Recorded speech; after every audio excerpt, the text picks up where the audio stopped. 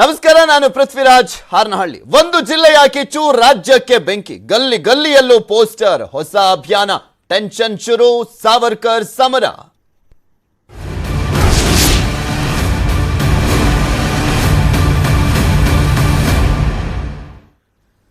ಸ್ವಾತಂತ್ರ್ಯ ಅಮೃತ ಮಹೋತ್ಸವ ಆದಾಗಿನಿಂದ ಅವತ್ತಿನಿಂದ ಶುರುವಾಗಿರುವಂತದ್ದು ಸಾವರ್ಕರ್ ಫ್ಲೆಕ್ಸ್ ಗಲಾಟೆ ಅದಿನ್ನೂ ಕೂಡ ಜೋರಾಗುವಂತ ಲಕ್ಷಣ ಕಾಣಿಸ್ತಾ ಇದೆ.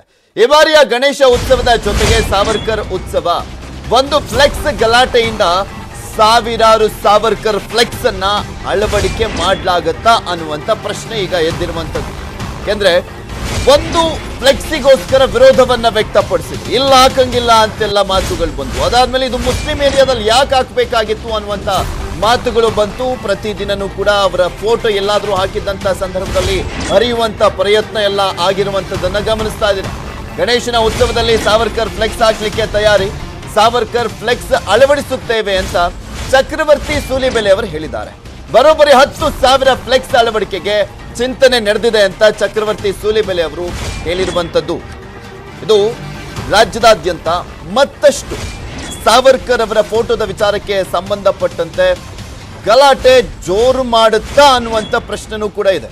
ಯಾಕಂದ್ರೆ ಇದನ್ನ ಒಂದ್ ಕಡೆ ಕಾಂಗ್ರೆಸ್ನವರು ವಿರೋಧ ಮಾಡ್ತಿದ್ದಾರೆ. SDPI PFI ಅವರು ಕೂಡ ಅದಕ್ಕೆ ಸಾಥ್ ಕೊಟ್ಟಿರುವಂಥದ್ದು. ಅವರು ಕೂಡ ವಿರೋಧವನ್ನ ಮಾಡ್ತಾ ಇರುವಂಥದ್ದು. ಅವ್ರ ದೇಶಭಕ್ತನೇ ಅಲ್ಲ ಅಂತೆಲ್ಲ ಹೇಳ್ತಾನೆ ಬರ್ತಾ ಇದ್ದಾರೆ. ಸಾವರ್ಕರ್ದು ರಾರಾಜಿಸುವಂತೆ ಮಾಡ್ತೀವಿ. ನಿಮ್ಮ ಸಾಮರ್ಥ್ಯ ಏನು ಅಂತ ನಾವು ನೋಡಿಬಿಡ್ತೀವಿ. ಈಗ ಎಷ್ಟು ಪೋಸ್ಟರ್ ನೀವು ಹರಿತೀರಾ ಅಂತ ನಾವು ಕಾಣಬೇಕಾಗಿದೆ. ಪ್ರತಿ ಗಣೇಶೋತ್ಸವದ ಪೆಂಡಾಲ್ ನಲ್ಲೂ ಸಾವರ್ಕರ್ದ ಒಂದು ಫೋಟೋ ಹಾಕ್ತಿವಿ. ಸಾವರ್ಕರ್ ಕುರಿತಂತ ಒಂದು ಪುಟ್ಟ ಪುಸ್ತಕ, ಒಂದು 5 ರೂಪಾಯಿಗೆ ಸಿಗೋ ತರ 30-40 ಪುಟಗಳ ಪುಸ್ತಕ, ಅವರ ಜೀವನದ ಸಾಧನೆ ಏನು, ಇವರು ಮಾಡುವಂತ ಆರೋಪ ಏನು, ಅದಕ್ಕೆ ಏನು ಉತ್ತರಗಳು, ಇವೆಲ್ಲವನ್ನು ಒಳಗೊಂಡಂತ ಒಂದು ಪುಟ್ಟ ಪುಸ್ತಕವನ್ನ ಸಾವರ್ಕರ್ ವಿಚಾರಧಾರಿಯಾಗಿ ನಾವು ಅದನ್ನ ಕೊಡುವಂತ ಪ್ರಯತ್ನ ಮಾಡ್ತೀವಿ. ಅಷ್ಟೇ ಅಲ್ಲದೆ ಕರಪತ್ರವನ್ನ ಸಾವರ್ಕರ್ ಕುರಿತಂತೆ ತರ್ತೀವಿ. ಸಾವರ್ಕರ್ ಕುರಿತಂತೆ ವಿಡಿಯೋ ಡಾಕ್ಯುಮೆಂಟರಿ ಮಾಡಿ ಪ್ರತಿ ಪೆಂಡಾಲ್ಗಳಲ್ಲೂ ಪ್ರದರ್ಶನ ಮಾಡುವಂತ ವ್ಯವಸ್ಥೆಗಳನ್ನು ಮಾಡ್ತೀವಿ. ಒಟ್ಟಾರೆ ಸಾವರ್ಕರ್ನ ಮನೆ ಮನೆಗೆ ಮುಟ್ಟಿಸುವಂತ ತನ್ಮೂಲಕ ಹಿಂದುತ್ವವನ್ನ ನಾವು ಮನೆ ಮನೆಗೆ ಮುಟ್ಟಿಸುವಂತ ಪ್ರಯತ್ನವನ್ನ ಮಾಡ್ತೀವಿ. ನೀವು ನಮ್ಮನ್ನ ಕೆಣಕಿದ್ದೀರಿ ಸಾವರ್ಕರ್ ಹೆಸರಲ್ಲಿ. ಸೊ ಈ ಕೆಣಕಿರೋದಕ್ಕೆ ನಾವು ಪ್ರತ್ಯುತ್ತರ ಕೊಡ್ತೀವಿ. ನಮಗೆ ನಿಮ್ ತರ ತಲೆ ಕಡಿಯಕ್ ಬರೋದಿಲ್ಲ. ನಿಮ್ಗೆ ತಲೆ ಕಡಿಯೋದು ಗೊತ್ತು, ನಿಮ್ಗೆ ರಸ್ತೆಯಲ್ಲಿ ಹೋಗ್ತಾ ಇರೋರ್ನ ಹಿಂದಿನಿಂದ ಬಂದು ಅಟ್ಯಾಕ್ ಮಾಡೋದು ಗೊತ್ತು. ನಮಗೆ ನಮ್ಮ ರಕ್ತದಲ್ಲಿ ಈ ತರ ಯಾರನ್ನೋ ಕೊಲ್ಲೋದನ್ನು ಹೇಳ್ಕೊಡ್ಲಿಲ್ಲ. ಆದ್ರೆ ಕನ್ಸ್ಟ್ರಕ್ಟಿವ್ ಆಗಿ ಮಹಾಪುರುಷರನ್ನ ಸಮಾಜಕ್ಕೆ ವಾಪಸ್ ಮುಟ್ಟಿಸಿ ನಮ್ಮ ತರುಣರನ್ನು ಕೂಡ ಅದೇ ರೀತಿ ಬೆಳೆಸುವಂತ ಪ್ರಯತ್ನವನ್ನ 10,000 ಪೋಸ್ಟರ್ಗಳು ಸಾವರ್ಕರ್ದು ರಾರಾಜಿಸುವಂತೆ ಮಾಡ್ತೀವಿ.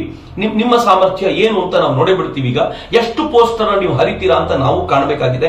ಪ್ರತಿ ಗಣೇಶೋತ್ಸವದ ಪೆಂಡಾಲ್ ನಲ್ಲೂ ಸಾವರ್ಕರ್ದ ಒಂದು ಫೋಟೋ ಹಾಕ್ತಿವಿ. ಸಾವರ್ಕರ್ ಕುರಿತಂತ ಒಂದು ಪುಟ್ಟ ಪುಸ್ತಕ, ಒಂದು 5 ರೂಪಾಯಿಗೆ ಸಿಗೋ ತರ. ಇದೇ ವಿಚಾರಕ್ಕೆ ಸಂಬಂಧಪಟ್ಟಂತೆ ಮಾತಾಡ್ಲಿಕ್ಕೆ ನಮ್ಮ ಜೊತೆ ಸ್ವತಃ ಚಕ್ರವರ್ತಿ ಸೂಲಿಬೆಲೆ ಅವರೇ ಜಾಯಿನ್ ಆಗ್ತಾರೆ. ನಮಸ್ಕಾರ ಸರ್. ನಮಸ್ಕಾರ ಸರ್. ಇವತ್ತು ವೀರ್ ಸಾವರ್ಕರ್ ಅವರ ವಿಚಾರಕ್ಕೆ ಸಂಬಂಧಪಟ್ಟಂತೆ ದೊಡ್ಡ ಮಟ್ಟದಲ್ಲಿ ಚರ್ಚೆ ಆಗ್ತಾ ಇದೆ. ಅದು ಅಮೃತ ಮಹೋತ್ಸವದ ಸಂದರ್ಭದಲ್ಲಿ. ಇಲ್ಲಿ ವೀರ್ ಸಾವರ್ಕರ್ ಅವರು ಅಂತ ಬಂದಂತ ಸಂದರ್ಭದಲ್ಲಿ ಬರೀ ಅವರು ಒಂದು ಐಡಿಯಾಲಜಿಗೆ ಮಾತ್ರ ಸೀಮಿತ ಆಗ್ತಾ ಇದ್ದಾರೆ, ಅದನ್ನ ಮಾತ್ರ ಪ್ರತಿನಿಧಿಸ್ತಾ ಇದ್ದಾರೆ. ಫ್ರೀಡಮ್ ಫೈಟರ್ ಆದಂತ ಸಂದರ್ಭದಲ್ಲಿ ಯಾಕೆ ಎಲ್ರಿಗೂ ಅಪೀಲ್ ಆಗ್ತಾ ಇಲ್ಲ ಅಂತ? ಎಲ್ರಿಗೂ ಅಪೀಲ್ ಆಗ್ತಾರೆ, ಕಾಂಗ್ರೆಸ್ನವರಿಗೆ ಮಾತ್ರ ಆಗಲ್ಲ ಅನ್ನೋದು ಬಹುಶಃ ನೇರವಾಗಿ ನಾನು ಹೇಳ್ಬೋದು ಅಂತ ಅನ್ಸುತ್ತೆ. ಯಾರು ವೀರ್ ಸಾವರ್ಕರ್ ನಮ್ಮವರಲ್ಲ ಅಂತ ಹೇಳಲಿಕ್ಕೆ ಇಚ್ಛೆ ಪಡಲ್ಲ. ಯಾರಿಗೆ ಈ ದೇಶದ ಕುರಿತಂತೆ ಗೌರವದ ಭಾವನೆ ಇಲ್ವೋ, ಈ ದೇಶವನ್ನ ಕುರಿತಂತೆ ಇತಿಹಾಸದ ಪ್ರಜ್ಞೆಯ ಆ ಕಲ್ಪನೆ ಇಲ್ವೋ, ಅಂತವರುಗಳು ಮಾತ್ರ ಸಾವರ್ಕರ್ ಕುರಿತಂತೆ ಹೀಗೆ ಹೇಳಬಲ್ಲರು ಅಂತ ನನಗೆ ಅನ್ಸುತ್ತೆ. ಅದರವರೆಗೆ ಈ ದೇಶದ ಪ್ರತಿಯೊಬ್ಬರು ಕೂಡ ಸಾವರ್ಕರ್ನ ಹೃದಯದಿಂದ ತಮ್ಮವರು ಅಂತ ಸ್ವೀಕಾರ ಮಾಡಿದ್ದಾರೆ. ಹೀಗಾಗಿ ಪ್ರತಿ ಹಂತದಲ್ಲೂ ಕೂಡ ಸಾವರ್ಕರ್ ಕುರಿತಂತೆ ಯಾವ್ದೋ ನೆಗೆಟಿವ್ ಆಗಿ ಮಾತನಾಡಿದಾಗ ಇಡೀ ದೇಶ ಅದನ್ನ ಪ್ರತಿಭಟಿಸುತ್ತೆ. ಭಿನ್ನ ಭಿನ್ನ ಸ್ವರೂಪದಲ್ಲಿ ಸಾವರ್ಕರ್ನ ತಮ್ಮವರು ಅಂತ ಹೇಳುವಂತ ಪ್ರಯತ್ನ ಮಾಡುತ್ತೆ. ನನ್ನ ಬರೀ ಸಿದ್ದರಾಮಯ್ಯನವರು ಒಬ್ಬರೇ ದೇಶ ಅಲ್ಲ. ಹೀಗಾಗಿ ಕಾಂಗ್ರೆಸ್ ಹೇಳುವಂತ ಮಾತುಗಳನ್ನೇ ಇಡೀ ದೇಶದಲ್ಲಿ 40 ಸೀಟಿಗೆ ಸೀಮಿತವಾಗಿರುವಂತಹ ಕಾಂಗ್ರೆಸ್ ಇವತ್ತು ಏನ್ ಹೇಳುತ್ತೋ ಅದು ದೇಶದ ಧ್ವನಿ ಅಲ್ಲ ಅನ್ನೋದನ್ನ ಬಹುಶಃ ಕಾಂಗ್ರೆಸ್ ಅರ್ಥ ಮಾಡ್ಕೋಬೇಕಿಲ್ಲ. ಅವರು ಸಾವರ್ಕರ್ ಅವರ ವಿಚಾರ ಬಂದಾಗಿನಿಂದ ಮೇನ್ ಆಗಿ ಹೇಳ್ತಾ ಇರುವಂತದ್ದು ಅಂದ್ರೆ ಕ್ಷಮಾಪಣೆ ಯಾಕ್ರೆ ಕೇಳಬೇಕಾಗಿತ್ತು. ಅವರು ಕ್ಷಮಾಪಣೆ ಕೇಳಿದ್ರು. ಅವರು ಅದಾದ್ಮೇಲೆ ಬ್ರಿಟಿಷರ ಜೊತೆನೆ ಸೇರ್ಕೊಂಡಿದ್ರು ಅಂತೆಲ್ಲ ಪ್ರಶ್ನೆ ಮಾಡ್ತಾ ಇದ್ದಾರೆ. 6 ಬಾರಿ ಕ್ಷಮಾಪಣೆಯನ್ನ ಕೇಳಿದ್ರು ಅಂತನೂ ಹೇಳ್ತಾ ಇರುವಂತದ್ದು. ಆಮೇಲೆ ಅವ್ರ ಜೊತೆ ಅಲ್ಲ, ಆ ವಿಚಾರಕ್ಕೆ ಸಂಬಂಧಪಟ್ಟಂತೆ ಪದೇ ಪದೇ ಅದನ್ನ ಮಾತ್ರ ಮೆನ್ಷನ್ ಮಾಡ್ತಿದ್ದಾರೆ, ಬಿಟ್ರೆ ಇನ್ಯಾವುದೋ ರೀಸನ್ಸ್ ಇಲ್ಲ. ಹೌದು, ಅವ್ರ ಹತ್ರ ಇನ್ನೇನು ಇಲ್ಲ. ನನಗೂ ತುಂಬಾ ಜನ ಹೇಳ್ತಾರೆ ಸಾವರ್ಕರ್ ಕುರಿತಂತೆ ಕೇಳ್ತಾ ಇರೋ ಪ್ರಶ್ನೆಗಳಿಗೆ ಉತ್ತರ ನಾವು ಕೊಡಬಹುದಾ ಅಥವಾ ನಮ್ಮ ಹತ್ರ ಇದೆಯಾ ಅಂತ ನಾನು ಹೇಳೋದು, ಅವ್ರ ಹತ್ರ ಇರೋ ಪ್ರಶ್ನೆಯೇ ಒಂದು. ಆ ಪ್ರಶ್ನೆ ಏನಂದ್ರೆ ಸಾವರ್ಕರ್ ಕ್ಷಮಾಪಣಾ ಪತ್ರವನ್ನು ಬರೆದ್ರು ಅಂತ. ನೀವು ಅಂಡಮಾನ್ ಜೈಲಿನ, ಸೆಲ್ಯುಲಾರ್ ಜೈಲಿನ ಅಲ್ಲಿನ ಮಿನಿಟ್ಸ್ ಗಳನ್ನು ತೆಗೆದು ನೋಡಿದ್ರೆ, ಯಾವ ಕೈದಿಗೆ ಯಾವ ಶಿಕ್ಷೆ ಅನ್ನೋದನ್ನು ತೆಗೆದು ನೋಡಿದ್ರೆ, ಪ್ರತಿಯೊಬ್ಬ ಕೈದಿಯು, ರಾಜಕೀಯ ಕೈದಿಯ ಬಗ್ಗೆ ನಾನು ಮಾತಾಡ್ತಿದ್ದೀನಿ, ಕೆಲವು ಮೂರ್ಖರು ಹೇಳ್ತಾರೆ ಅಲ್ಲಿ 80,000 ಜನ ಕೈದಿಗಳಿದ್ರು, ಇನ್ಯಾರು ಕ್ಷಮಾಪಣಾ ಪತ್ರ ಬರಲಿಲ್ಲ. ಅಲ್ಲಿ ಎಲ್ಲ ಕೈದಿಗಳಿದ್ರು, ರಾಜಕೀಯ ಕೈದಿಗಳಿದ್ದು ಕೆಲವು 100 ಜನ ಮಾತ್ರ. ಯಾರು ಈ ಕಾಂಗ್ರೆಸ್ಗಿಂತ, ಈ ಮಂದಗಾಮಿ ಕಾಂಗ್ರೆಸ್ಗಿಂತ ಭಿನ್ನವಾಗಿರುವಂತ ನೀತಿಯನ್ನ ತಮ್ಮದಾಗಿಸಿಕೊಂಡು ಉಗ್ರ ಹೋರಾಟದ ಮೂಲಕ ಬ್ರಿಟಿಷರನ್ನ ಹೊರಗೆ ತಪ್ಪುತ್ತೀವಿ ಅಂತ ಆಲೋಚನೆ ಮಾಡಿ ಬಾಂಬ್ಗಳನ್ನ ಕೈಗೆತ್ತಿಕೊಂಡು ಅಂತ ಉಗ್ರ ಕ್ರಾಂತಿಕಾರಿಗಳನ್ನ ಮಾತ್ರ ಕಾಲಪಾನಿಗೆ ಕಳಿಸ್ತಿದ್ರು ಅಂತ ಆಲೋಚನೆ ಮಾಡಿದ್ರೆ ಗೊತ್ತಾಗುತ್ತೆ ಈ ಕಾಂಗ್ರೆಸ್ಸಿನ ಯೋಗ್ಯತೆ ಏನಿತ್ತು ಮತ್ತು ಕ್ರಾಂತಿಕಾರಿಗಳ ಚಿಂತನೆ ಎಂತದಿತ್ತು ಅಂತ. ಫಸ್ಟ್ ಆಫ್ ಆಲ್ ನಮ್ಗೆ ನಾವು ಡಿವೈಡ್ ಮಾಡ್ಕೊಳ್ಳೋಣ. ಇದರ ಒಟ್ಟು ಇದಕ್ಕೆ ಆನ್ಸರ್ ಮಾಡ್ಬೇಕು ಅಂದ್ರೆ ಒಂದು 2-3 ಹಂತದಲ್ಲಿ ಹೇಳಲಿಕ್ಕೆ ಇಚ್ಛೆ ಪಡ್ತೀನಿ. ಮೊದಲನೇದು ಡಿವೈಡ್ ಮಾಡ್ಕೊಳ್ಳೋಣ. ಕಾಲಪಾನಿಗೆ ಹೋಗ್ತಿದ್ದವ್ರು ಯಾರು? ಯಾಕೆ ಮಹಾತ್ಮ ಗಾಂಧೀಜಿ ಅವತ್ತು ಕಾಲಪಾನಿಗೆ ಹೋಗ್ಲಿಲ್ಲ? ಯಾಕೆ ಅವತ್ತು ಜವಾಹರ್ಲಾಲ್ ನೆಹರು ಕಾಲಪಾನಿಗೆ ಕಳಿಸ್ಲಿಲ್ಲ? ಯಾಕೆ ಅವತ್ತು ಜವಾಹರ್ಲಾಲ್ ನೆಹರುನ ತಿಲಕರಿಗೆ ಮಾಡಿದಂತೆ ಗಡಿಪಾರ್ ಕೂಡ ಮಾಡಲಿಲ್ಲ? ಏಳಲಿನ ಸೆರೆಮನೆಗೆ ಯಾಕೆ ಕಳಿಸ್ತಿಲ್ಲ? ಯಾಕೆ ಅವರನ್ನ ಭಾರತದ ಸೆರೆಮನೆಗಳಲ್ಲೇ ಉಳಿಸ್ಕೊಳ್ಳಾಗ್ತಿತ್ತು? ಮೊದಲು ಕಾಂಗ್ರೆಸ್ ಈ ಪ್ರಶ್ನೆಗೆ ಉತ್ತರ ಕೊಡಬೇಕು. ಎರಡನೇದು, ಈ ಕ್ರಾಂತಿಕಾರಿಗಳು ಯಾರು ಕಾಲಪಾನಿಗೆ ಹೋಗ್ತಿದ್ರು, ಯಾಕೆ ಅವರನ್ನು ಕಾಲಪಾನಿಗೆ ಕಳಿಸಲಾಗ್ತಿತ್ತು ಅಂತಂದ್ರೆ, ಕಾಲಪಾನಿಗೆ ಕಳಿಸೋದು ಅಂದ್ರೆ ಶವಯಾತ್ರೆ ಮಾಡ್ತಾ ಇದ್ದೀವಿ ಅಂತ ಅರ್ಥ. ಅಂತಂದ್ರೆ ಕಾಲಪಾನಿಗೆ ಹೋದ್ರು ಅಂದ್ರೆ ಜೀವಂತವಾಗಿ ಬರಲ್ಲ ಅಂತ. ಅದು ಅಲ್ಲದೆ 2 ಸಲ ಬೇರೆ ಜೀವಾವಧಿ ಶಿಕ್ಷೆ, 2 ಬಾರಿ, ಹೌದು, 50 ವರ್ಷಗಳಲ್ಲಿ ಅವರು ಜೀವಾವಧಿ ಶಿಕ್ಷೆ. ಆ ಪರಿಯ ಶಿಕ್ಷೆಯನ್ನು ಅನುಭವಿಸಿ ನಾನು ಬರೀ ಸಾವರ್ಕರ್ ಬಗ್ಗೆ ಮಾತಾಡ್ತಿಲ್ಲ, ಕಾಲಾಪಾನಿಗೆ ಹೋದಂತ ಪ್ರತಿಯೊಬ್ಬರ ಬಗ್ಗೆಯೂ ಹೇಳ್ತಿದ್ದೀನಿ. ಸಾವರ್ಕರ್ ಒಬ್ಬರೇ ಅಲ್ಲ, ಸಾವರ್ಕರ್ ಅಣ್ಣ ಬಾಬಾ ಸಾವರ್ಕರ್ ಅಥವಾ ಗಣೇಶ್ ರಾವ್ ಸಾವರ್ಕರ್ ಕೂಡ ಅಲ್ಲಿದ್ರು. ಅಲ್ಲಿ ಅರವಿಂದರ ತಮ್ಮ ಬಾರೀಂದ್ರ ಘೋಷ್ ಕೂಡ ಕಾಲಾಪಾನಿಯಲ್ಲಿದ್ರು. ಉಲ್ಲಾಸ್ಕರ್ ದತ್ ಅನ್ನುವಂತ ಕ್ರಾಂತಿಕಾರಿಯಲ್ಲಿದ್ರು. ನವಗೋಪಾಲ್ ಅಲ್ಲಿದ್ರು. ಇಂದು ಭೂಷಣ್ ಮಿತ್ರ ಅಲ್ಲಿದ್ರು. ಅದೇ ಕಾಲಾಪಾನಿಯಲ್ಲಿ ನಾನಿಗೋಪಾಲ್ ಅನ್ನುವಂತ ಕ್ರಾಂತಿಕಾರಿ ಇದ್ದ. ಈ ತರ ಅನೇಕ ಕ್ರಾಂತಿಕಾರಿಗಳು ಕಾಲಾಪಾನಿಯಲ್ಲಿ ತಮ್ಮನ್ನು ತಾವು ಆ ಶಿಕ್ಷೆಯನ್ನು ಅನುಭವಿಸ್ತಿದ್ರು. ಅತ್ಯಂತ ಭಯಾನಕವಾದ, ನೀವು ಇಮ್ಯಾಜಿನ್ ಮಾಡ್ಲಿಕ್ಕೂ ಸಾಧ್ಯ ಇಲ್ಲದಂತ ಶಿಕ್ಷೆಗಳು. ಅದರ ನಡುವೆ ಕಾಲಾಪಾನಿಯ ಒಂದು ಮ್ಯಾಂಡೇಟರಿ ರೂಲ್ ಏನು ಅಂತಂದ್ರೆ, ಈ ತರ ಯಾರ್ಯಾರು ರಾಜಕೀಯ ಕೈದಿಗಳಿದ್ದಾರೋ ಕೆಲವು ಪ್ರಮುಖ ಸಂದರ್ಭಗಳಲ್ಲಿ ಕ್ಷಮಾಪಣಾ ಅರ್ಜಿಯನ್ನ ಬರೀಬೇಕು ಅಂತ. ಅದೊಂದು ಮ್ಯಾಂಡೇಟರಿ ಆಗಿರುವಂತ ರೂಲ್ ಆಗಿತ್ತು. ಸಾವರ್ಕರ್ ಕೂಡ ಈ ಅರ್ಜಿಯನ್ನ ಬರೆದ್ರು. ಬರೀ ಸಾವರ್ಕರ್ ಮಾತ್ರ ಅಲ್ಲ, ಅಲ್ಲಿರುವಂತ ಎಲ್ಲಾ ರಾಜಕೀಯ ಕೈದಿಗಳು ಬರೆದಿದ್ರು. ಲೆಟ್ ಮೀ ರಿಮೈಂಡ್ ಯು, 1911 ನಲ್ಲಿ ಯಾವಾಗ ಈ ದೇಶದ ದೆಹಲಿಯಲ್ಲಿ ದರ್ಬಾರ್ ಆಯ್ತು, ಜಾರ್ಜ್ ಅಧಿಕಾರವನ್ನು ತೆಗೆದುಕೊಂಡಿದ್ದಾನೆ, ಅವನ ಅಧಿಕಾರವನ್ನು ನಾವು ಗೌರವಿಸ್ತೀವಿ ಅನ್ನೋ ಕಾರಣಕ್ಕೋಸ್ಕರ ದರ್ಬಾರ್ ಆದಾಗ, ಆಗ ಮೊದಲನೇ ಬಾರಿಗೆ ಸಾವರ್ಕರ್ ಹತ್ರ ಕ್ಷಮಾಪಣಾ ಪತ್ರವನ್ನ ಬರೆಸಲಾಯಿತು. ಸಾವರ್ಕರ್ ಬರೆದ್ರು. ಅದಾದ ನಂತರ ಸಾವರ್ಕರ್ ಅನೇಕ ಬಾರಿ ಬರೆದ್ರು. ಕೊನೆಯ ಸಾವರ್ಕರ್ ಒಂದು ಪತ್ರದಲ್ಲಂತೂ ಹೇಳ್ತಾರೆ, ಎಷ್ಟು ಬಾರಿ ಕ್ಷಮಾಪಣೆ ಕೊಡದೆ ಹೋದಾಗ್ಲೂ ಸಾವರ್ಕರ್ ಒಂದು ಮಾತನ್ನು ಹೇಳ್ತಾರೆ, ನಾನು ನಿಮ್ ಜೊತೆ ನಡ್ಕೊಳ್ತೀನಿ, ನಿಮ್ ಜೊತೆ ಸಹಜವಾಗಿ ಬದುಕ್ತೀನಿ, ನಿಮ್ಗೆ ಪೂರಕವಾಗಿ ಬದುಕ್ತೀನಿ, ನೀವು ಜೈಲಿನಲ್ಲಿಟ್ಟು ನನ್ನ ಮೂಲಕ ಏನ್ ಸಾಧಿಸಬೇಕು ಅನ್ಕೊಳ್ತೀರೋ ಅದಕ್ಕಿಂತ ಹೆಚ್ಚಿನ ನನ್ನ ಹೊರಗೆ ಬಿಟ್ಟು ಸಾಧಿಸ್ತೀರಾ ಅನ್ನುವಂತ ಮಾತುಗಳನ್ನು ಕೂಡ ಸಾವರ್ಕರ್ ಆಡ್ತಾರೆ. ಬಟ್ ಗೊತ್ತಿರಬೇಕು, ಸಾವರ್ಕರ್ ಈ ತರದ ಪತ್ರಗಳನ್ನ ಬರೆತಿರುವಾಗ ಅನೇಕ ಬಾರಿ ಬ್ರಿಟಿಷರಿಗೆ ಅನ್ಸಿತ್ತು ಸಾವರ್ಕರ್ ಸುಧಾರಿಸ್ಬಿಟ್ಟಿದ್ದಾರ, ಒಂದ್ಸಲ ಟೆಸ್ಟ್ ಮಾಡಬೇಕು ಅಂತ.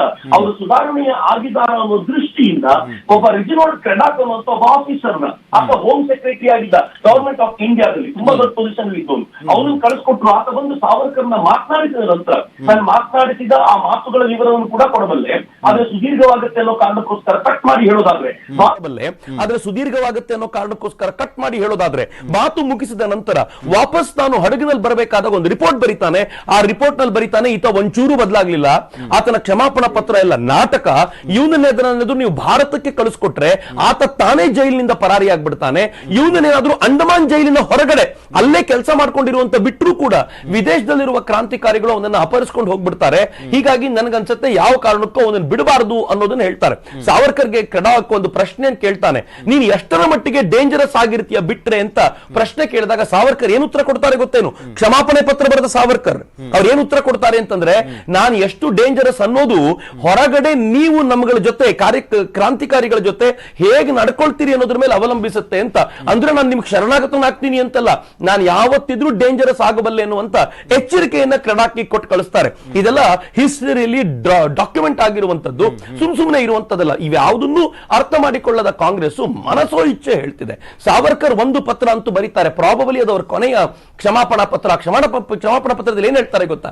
ನಾವೆಲ್ಲ ರಾಜಕೀಯ ಕೈದಿಗಳನ್ನ ಬಿಡಿ, ಅಕಸ್ಮಾತ್ ಈ ರಾಜಕೀಯ ಕೈದಿಗಳನ್ನ ಬಿಡ್ಲಿಕ್ಕೆ ನಾನೇ ನಿಮ್ಗೆ ಅಡ್ಡಗಾಲ ಆಗ್ತಾ ಇದ್ದೀನಿ ಅಂತಂದ್ರೆ ನನ್ನನ್ನು ಮಾತ್ರ ಇಲ್ಲಿ ಉಳಿಸ್ಬಿಡಿ, ಉಳಿದವ್ರನ್ನೆಲ್ಲ ದಯವಿಟ್ಟು ಬಿಡಿ ಅಂತ ಅವ್ರು ಪಡ್ತಾ ಇರೋ ಕಷ್ಟವನ್ನ ನೋಡ್ಲಿಕ್ಕೆ ಆಗ್ತಿರ್ಲಿಲ್ಲ. ಅನೇಕ ಕ್ರಾಂತಿಕಾರಿಗಳು ನೇಣಿಗೆ ತಮ್ಮನ್ನು ತಾವು ಸಮರ್ಪಿಸಿಕೊಂಡ್ರು.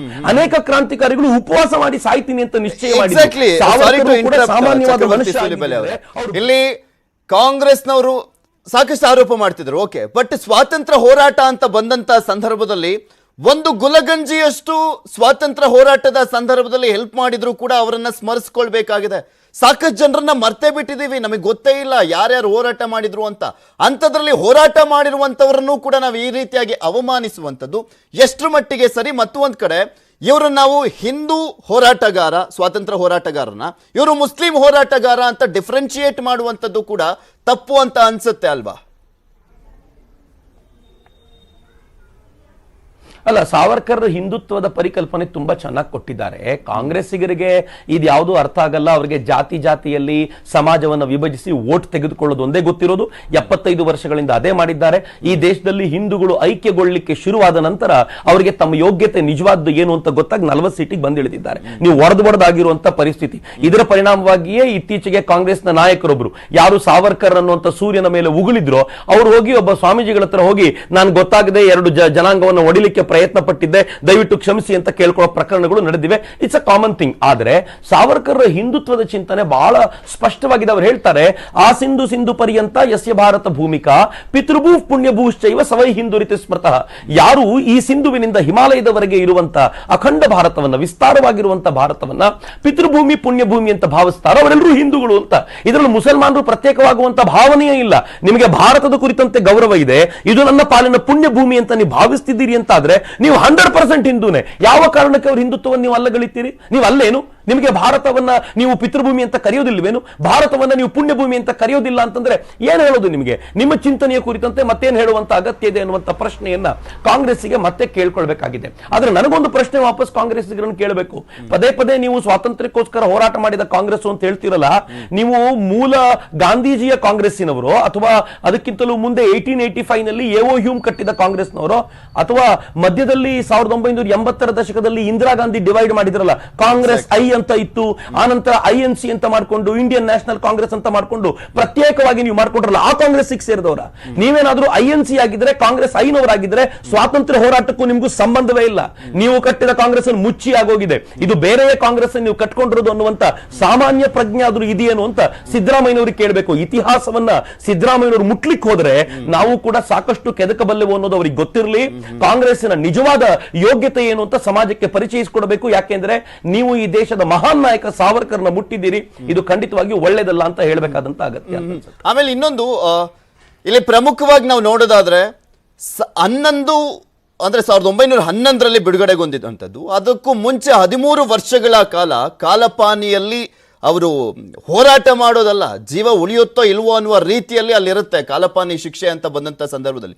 ಅಷ್ಟು ವರ್ಷ ಅವರು ನಮ್ಮ ದೇಶಕ್ಕೋಸ್ಕರ ಇದ್ದಂಥವರಿಗೆ ನಾವು ಕೊಡ್ತಾ ಇರುವಂತ ಗೌರವ ಇದೇನಾ ಅನ್ನುವಂತ ಪ್ರಶ್ನೆ ಇದೆ. ಅದ್ರ ಜೊತೆಗೆ 1980ರಲ್ಲಿ ಇಂದಿರಾ ಗಾಂಧಿ ಅವರು ಒಂದು ಪತ್ರವನ್ನ ಬರೆದಿದ್ರಲ್ಲ, ಅದಕ್ಕೂ ಈಗಿರುವಂತ ಕಾಂಗ್ರೆಸ್ ಯಾಕೆ ವೀರ ಸಾವರ್ಕರ್ ಅವ್ರನ್ನ ಡಿಫ್ರೆನ್ಶಿಯೇಟ್ ಮಾಡ್ತಾ ಇದೆ ಅಂತ, ಅವತ್ತು ಒಪ್ಕೊಂಡವರು ಇವತ್ತು ಯಾಕೆ ಒಪ್ಕೊಳ್ತಾ ಇಲ್ಲ ಅಂತ. ಕಾಂಗ್ರೆಸ್ ಇಂದಿರಾ ಗಾಂಧಿ ಹೇಳಿದ ನಂತರವೂ ಏನು ಭಾರಿ ಒಪ್ಕೊಂಡ್ರು ಅಂತ ಏನಿಲ್ಲ.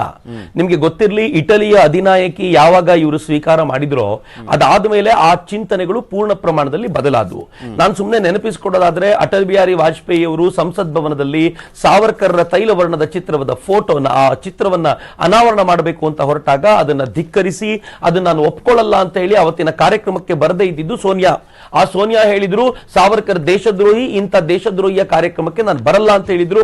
ಅವತ್ತು ಸಾವರ್ಕರ್ಗೆ ಅವಮಾನ, ಇದು ಅವತ್ತೇ ಆಗೋಗಿತ್ತು. ಮಣಿಶಂಕರ್ ಅಯ್ಯರ್ ಕಾಂಗ್ರೆಸ್ನ ಮಂತ್ರಿಮಂಡಲದಲ್ಲಿ ಪೆಟ್ರೋಲಿಯಂ ಸಚಿವರಾಗಿದ್ದವರು. ಸಾವರ್ಕರ್ ಜೈಲಿನಲ್ಲಿ, ಎಲ್ಲಿ ಅಂಡಮಾನ್ ಜೈಲಿತ್ತು ಅಲ್ಲಿ ಸಾವರ್ಕರ್ ಪ್ರತಿಮೆಯ ಹೊರಗಡೆ ಇದ್ದ ಅಥವಾ ಆ ಜ್ಯೋತಿಯ ಹೊರಗಡೆ ಇದ್ದಂತ ಒಂದು ಫಲಕವನ್ನ ಕಿತ್ತು ಬಿಸಾಕ್ಸಿ ಈ ದೇಶದ್ರೋಹಿಯ ಫಲಕವನ್ನು ಇಲ್ಲಿ ಹಾಕ್ಲಿಕ್ಕೆ ಬಿಡಲ್ಲ ಅಂತ ಹೇಳಿದ್ರು. ಇದು ಮುಂದುವರಿದ ಭಾಗ ಅಷ್ಟೇ. ಸಿದ್ದರಾಮಯ್ಯನವರು ಹೊಸದಾಗೇನೋ ಮಾತಾಡ್ತಾ ಇಲ್ಲ.